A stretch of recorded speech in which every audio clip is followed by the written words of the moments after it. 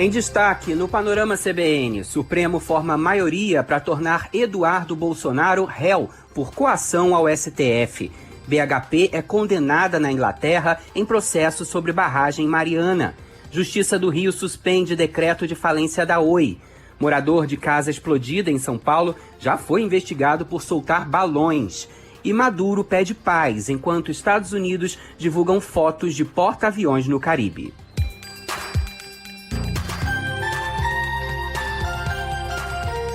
Olá, seja muito bem-vinda, muito bem-vindo à edição desta noite do Panorama CBN.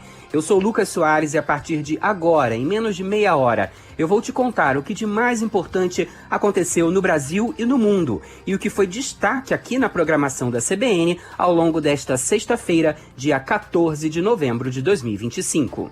Panorama CBN.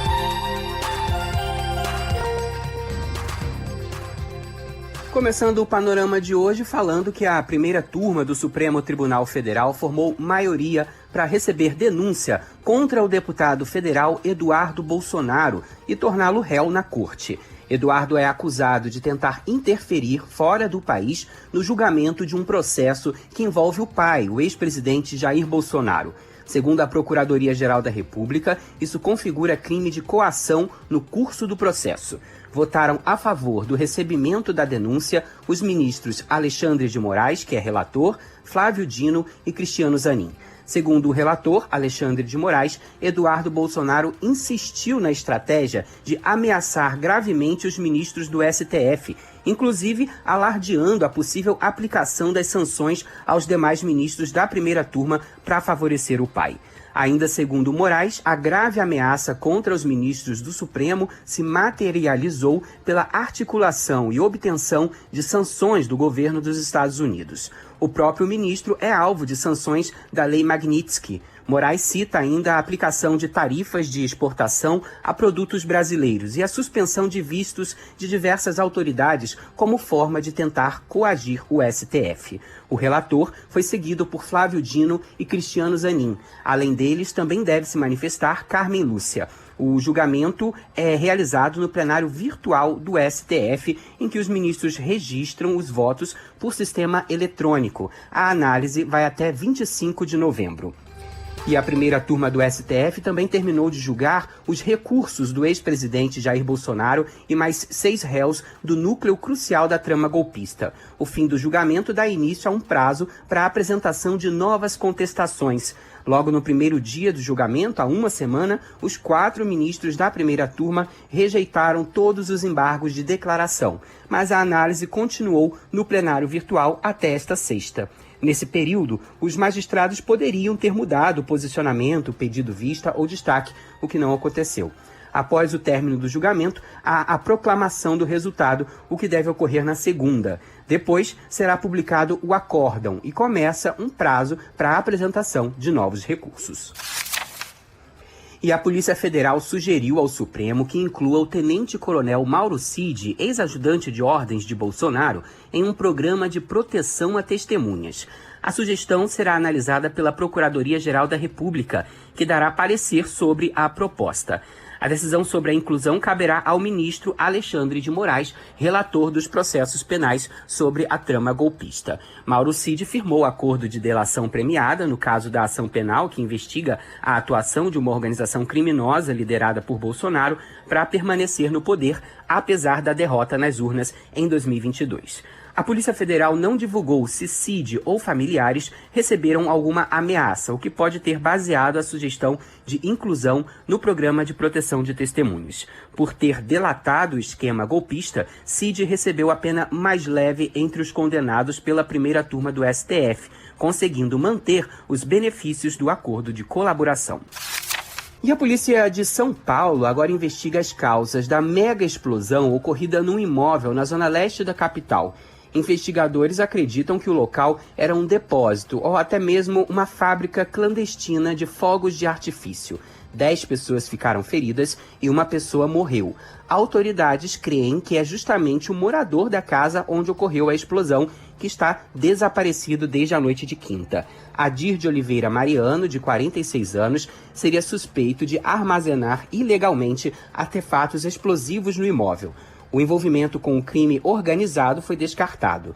Pela manhã, o delegado Felipe Soares, da Central Especializada em Repressão ao Crime Organizado, confirmou a principal linha de investigação.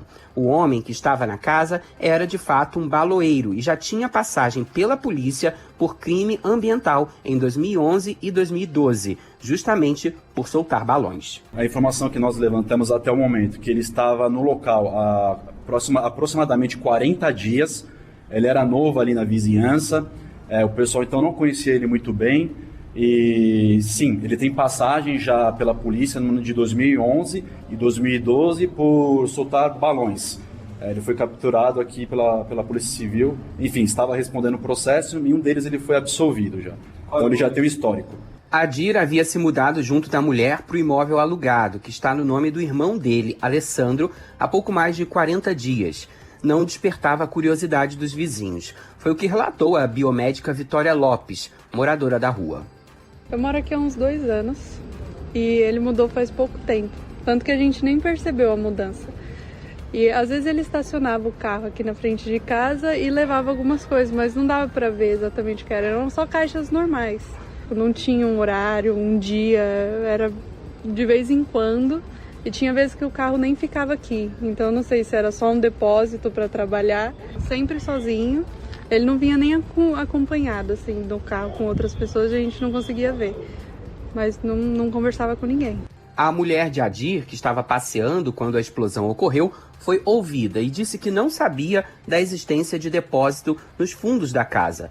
O celular dela foi apreendido e a perícia aguarda a liberação da justiça para acessar as mensagens. Os investigadores ainda tentam descobrir qual foi o gatilho da explosão, mas encaram essa resolução como improvável, visto a destruição causada. Pelo menos 23 imóveis estão interditados na área próxima. Dessas 23 interdições, 12 são totais e 11 parciais, segundo a Defesa Civil. Virando a página para te dizer que a Justiça de Londres decidiu que a mineradora BHP Billiton é legalmente responsável pelo rompimento da barragem de Fundão, em Mariana, ocorrido em 2015. Com isso, a empresa é considerada parcialmente culpada. O processo é movido por um escritório internacional em nome de mais de 600 mil atingidos, entre moradores de 31 municípios, empresas e comunidades indígenas ao longo da bacia do Rio Doce. Apesar da decisão, a Justiça londrina só deve definir os valores das indenizações a partir de 2026. O processo tramita desde 2022 e pede 36 bilhões de libras, o equivalente a mais de 250 bilhões de reais. No Brasil, um acordo firmado no ano passado prevê o pagamento de 170 bilhões em indenizações definitivas às vítimas e aos governos federal, de Minas Gerais e do Espírito Santo. Mas parte dos atingidos considerou o valor insuficiente e buscou a reparação internacional. Após o reconhecimento da responsabilidade da BHP, estão previstas 2 audiências em dezembro. Já em outubro do ano que vem, começa o julgamento que deve se estender até abril de 2027, quando serão definidos os valores e poderá ter início, então, o pagamento às vítimas. O cálculo de quanto cada pessoa deve receber será feito com base em um caso modelo, como explica Caroline Narvaez, do escritório que representa os atingidos. Você pega algumas pessoas que são representativas de um universo grande de pessoas, então você vai pegar um pescador de uma região específica que sofreu perdas associadas com a pesca, falta de acesso à água, perda de laços da comunidade, e você vai usar ele como um caso modelo para então aplicar o valor de indenização para todos os outros que estiverem na mesma categoria, mas ele é só uma base. Você vai usar questões diferenciadoras com relação a cada um dos clientes, mas esses casos modelos é como se avalia a perda de uma maneira mais global. O escritório também destacou que espera que a BHP negocie antes dessas etapas e chegue a um acordo sobre os pagamentos. As forças de segurança do Rio de Janeiro foram às ruas nesta sexta-feira para mais uma fase da chamada Operação Contenção, contra a expansão do Comando Vermelho. Foi o primeiro desdobramento da ação desde a incursão nos complexos da Penha e do Alemão no mês passado, que deixou 121 mortos. Dessa vez, 8 pessoas foram presas. O grupo, com atuação na Baixada Fluminense, movimentou cerca de 30 milhões de reais no último ano, explorando tráfico de drogas e atividades irregulares como o transporte clandestino de passageiros. 4 alvos foram presos por mandado e outros 4 acabaram detidos em flagrante. Entre eles está o vereador Marcos Aquino, parlamentar mais votado de São João de Meriti nas últimas eleições. Ele foi surpreendido durante uma busca em um imóvel pertencente ao irmão dele, Luiz Paulo Aquino, que é um dos investigados. Não havia mandado contra o vereador, mas ele tentou interferir na ação. Ao ser revistado, foi flagrado com uma arma sem registro. À polícia, o político alegou que o armamento pertenceria a um suposto segurança da família que não foi encontrado. Dentro do veículo dele também foram apreendidos diversos medicamentos cuja origem e finalidade não foram explicadas. A polícia instaurou um inquérito específico para rastrear lotes, fornecedores e verificar se há indícios de crimes relacionados à distribuição irregular de remédios. O delegado Paulo Sabac pontuou que as investigações vêm demonstrando o avanço de facções no meio político do Rio.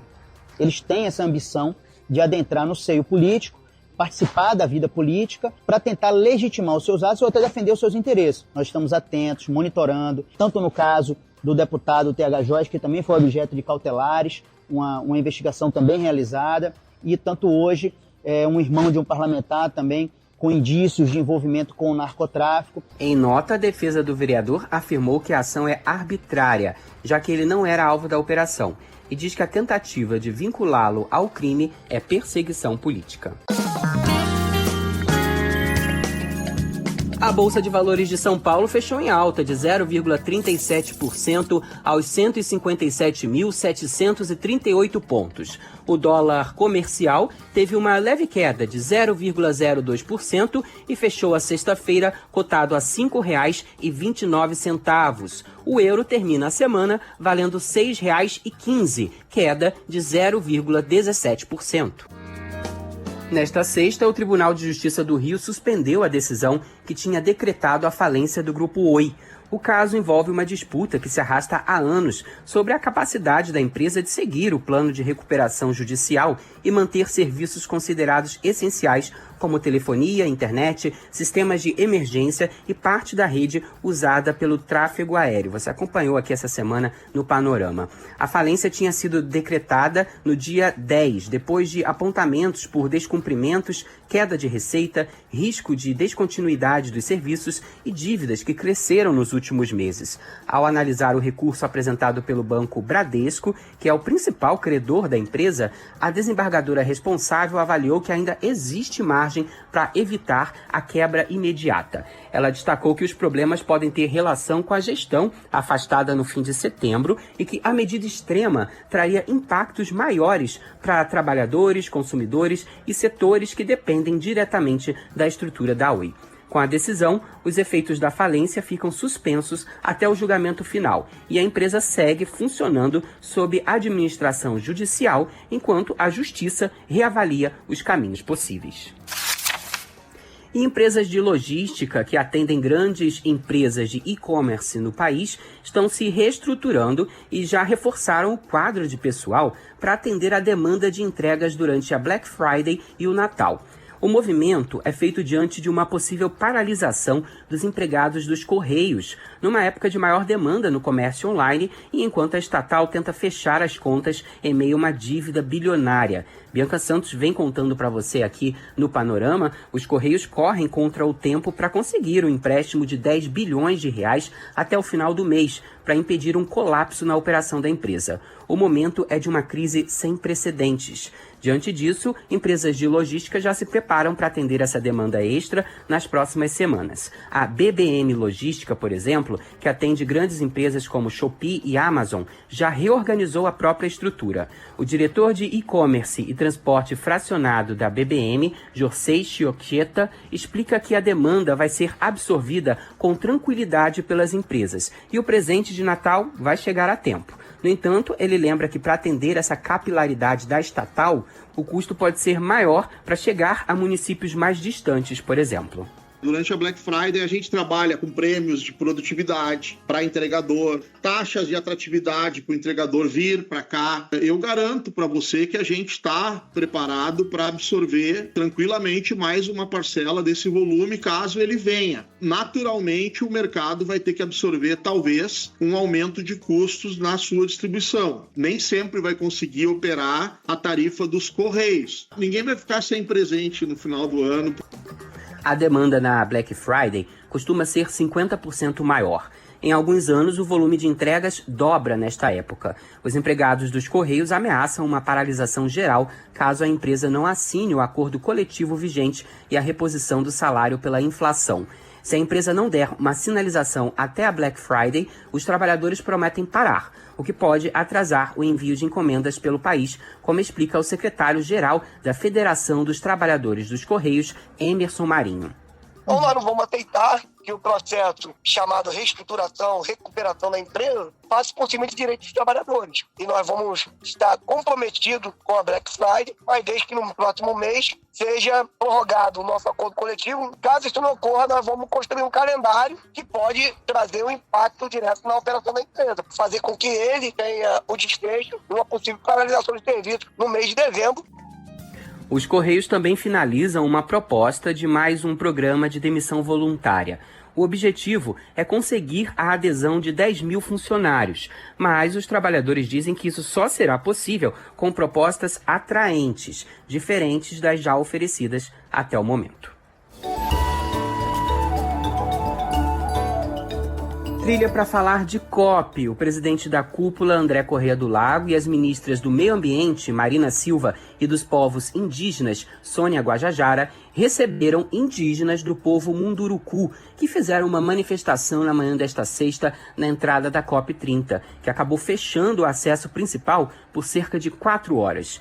O encontro durou cerca de 2 horas, foi a portas fechadas, e os indígenas entregaram ao governo federal um documento com uma série de pedidos, como a revogação de um decreto que institui um plano de hidrovias que inclui os rios Tapajós, Madeira e Tocantins. Os povos dizem que a movimentação de cargas de soja e adubos explodiu e reduz pesca, contamina a água e restringe a circulação de comunidades ribeirinhas. Eles também pedem o cancelamento da Ferrogrão, ferrovia entre o Mato Grosso e o Pará, que está parada na Justiça. O presidente da COP, André Corrêa do Lago, disse que as demandas são legítimas e esclareceu que a conferência favorece os indígenas. A ministra Sônia Guajajara disse que não foi possível credenciar todos os indígenas, mas que a participação é grande, inclusive com representantes dos Munduruku.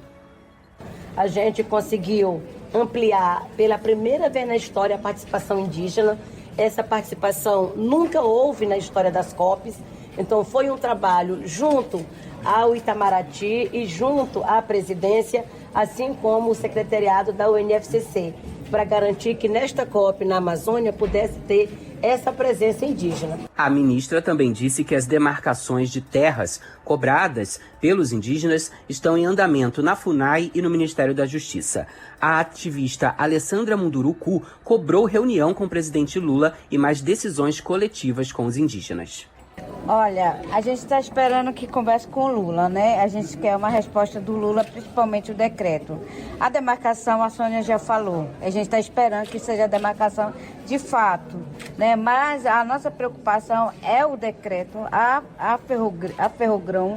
Isso não vai nos prejudicar bastante. Mas estar aqui com a Sônia, com a ministra, já é um avanço, né? Só que a gente precisa ser mais ouvida, né? Precisa ser mais consultada dentro dos territórios.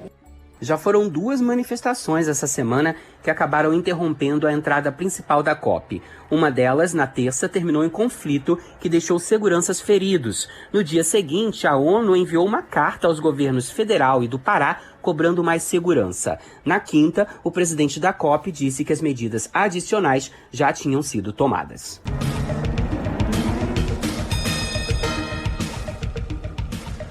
No cenário internacional, o presidente da Venezuela, Nicolás Maduro, pediu ajuda à população dos Estados Unidos para parar os ataques no Caribe e no Pacífico por parte do presidente americano Donald Trump. Ele disse que os povos das duas nações devem se unir pela paz no continente. Ao ser questionado se tinha alguma mensagem para Trump, Maduro respondeu em inglês que era "Yes, peace", sim, paz, repetindo o discurso que realizou há algumas semanas, na qual falou a mesma coisa. Maduro também respondeu se as autoridades venezuelanas estavam preocupadas com algum ataque, dizendo que estão ocupadas com o povo governando com paz. O presidente da Venezuela participava de um comício em massa da juventude venezuelana, a quem mais tarde instou a resistir ao que descreveu como uma ameaça de invasão dos Estados Unidos. Nessa quinta, o secretário de Guerra, Pete Hegseth, anunciou a Operação Lança do Sul para combater o narcotráfico na região. Em janeiro, o Comando do Sul já tinha uma operação com o mesmo nome relacionada a sistemas autônomos para detectar e monitorar o tráfico na região. Até agora, os Estados Unidos atacaram diversos barcos no Caribe e no Pacífico, matando mais de 70 pessoas que seriam supostamente traficantes de drogas. Do outro lado, algumas famílias citam que se tratavam apenas de pescadores na região.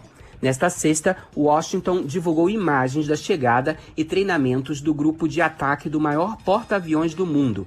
As fotos foram feitas no momento que ele chegava ao Mar do Caribe, na América Latina. Reveladas pela Marinha, elas mostram diversas posições de ataque, além de outras embarcações como destroyers e aeronaves sobrevoando baixo, próximas dos navios.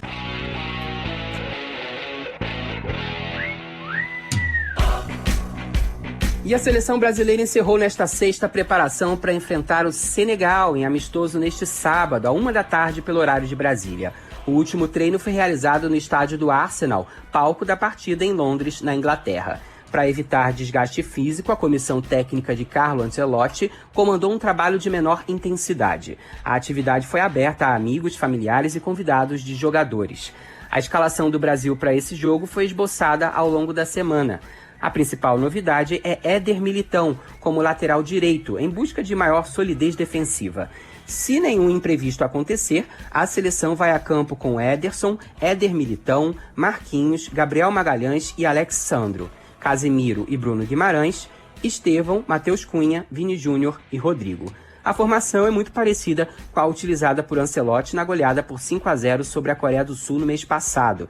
O estádio do Arsenal estará lotado nesse sábado, expectativa de 60 mil pessoas. Depois do amistoso contra Senegal, o Brasil enfrenta a Tunísia na terça em Lille, na França.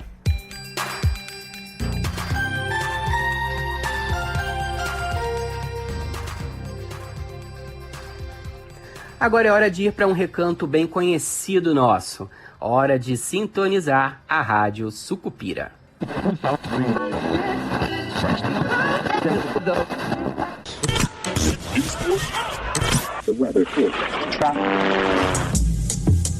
Sucupira está fadada a figurar nas manchetes policiais de todo o país. Não vamos perder a oportunidade de projetar nossa cidade, tal como a nossa polícia, nos anais do combate ao crime organizado. E quem sabe até se essa operação desintoxicante e toxicológica não vai ter repercussão em outros países da América e quiçá da Ásia. Ele indicou o secretário de Segurança de um governador que é declaradamente oposição ao presidente que pretende disputar a eleição. Eu não vou dar essa vitória de mão beijada para o inimigo. Se há vaga de herói nessa terra, essa vaga é minha.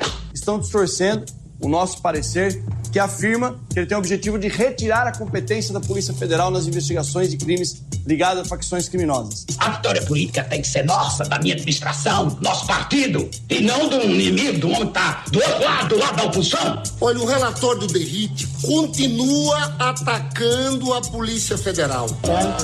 Nem tudo está perdido, chegou a polícia. E a polícia de Sucupira resolve qualquer mistério. Foram levantadas uma série de narrativas não verdadeiras que havia o interesse dessa casa de tirar o poder da Polícia Federal. Nunca existiu isso, que o papel da Polícia Federal para nós é inegociável no combate ao crime organizado. Pra frente, Sucupira! Ora, seu, quanta ingenuidade! É só fazer a pergunta: a quem interessa o crime? A oposição. A gente precisa aumentar o custo do crime, endurecer determinadas penalidades, limitar o acesso a determinados benefícios para que o criminoso faça a seguinte reflexão: poxa, não vai valer a pena. Porque a polícia existe que é para manter a ordem e o respeito à lei. Se é ilegal, passa o pau. O que nós pedimos é que tanto o Poder Judiciário fosse ouvido, os governadores, secretários de segurança. Como dizia Rui Barbosa, o grande baiano, bom governante é aquele que governa com um pé fincado na terra e o olho fincado no futuro, ou vice-versa. Eu espero que a serenidade da floresta inspire em todos nós a clareza de pensamento necessária para ver o que precisa ser feito. Uma boa COP e muito obrigado. Eu li na imprensa sucupirana que se cogitava de fazer uma mudança da sede da ONU. E como eu tenho uma solucionática para essa problemática mudancista, né? E qual é? É que Sucupira hospedaria a ONU. Hospedaria como? Será que eu entendi? O senhor quer mudar a sede da ONU para o Brasil? Para Sucupira, não sabe?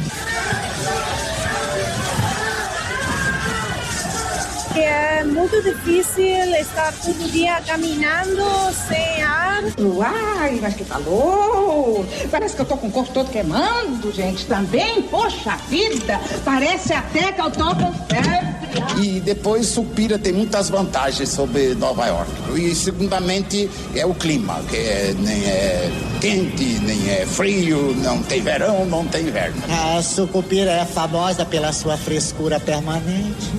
A brisa é uma gostosura.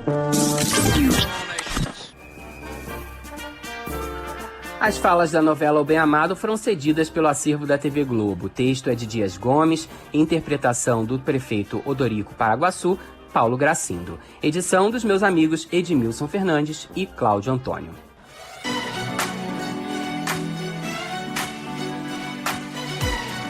E é nesse clima que a gente vai sextando aqui no Panorama. Esse sobe-som, né, como a gente diz no jargão radiofônico, é pro Diogo Dias, aniversariante de amanhã. Ele mandou mensagem dizendo do aniversário dele no sábado e deixa então meus parabéns desde já. O Diogo lembrou que Lineker arrebentou no Grammy, né? Mas como a Bianca Santos já exaltou a cantora na edição da manhã, eu venho então com Dua Lipa para ele, atração neste sábado, um show aqui em São Paulo, lembrada também por ele na mensagem. Parabéns, Diogo! Um abraço também para o Luiz Moraes Júnior, que escreveu que escutava o Panorama enquanto voltava de São Luís para Caxias, onde ele mora no interior do Maranhão. Disse que enquanto nos ouvia durante um lanche, resolveu deixar mensagem no Spotify. Obrigado a você, Luiz, pela companhia. Boa viagem a todos que nos ouvem dirigindo pelas rodovias desse Brasilzão. Essa edição do Panorama teve produção e roteiro meus, Lucas Soares, edição e sonorização do meu amigo Tico Anderson Wendel. Panorama volta na segunda, às 7 da manhã. E eu também volto na segunda, na edição da noite. Aproveita seu fim de semana, viu? Um abraço e até lá.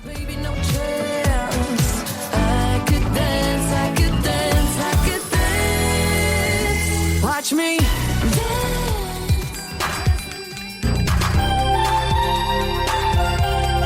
Panorama CBN. As principais notícias do dia em menos de meia hora.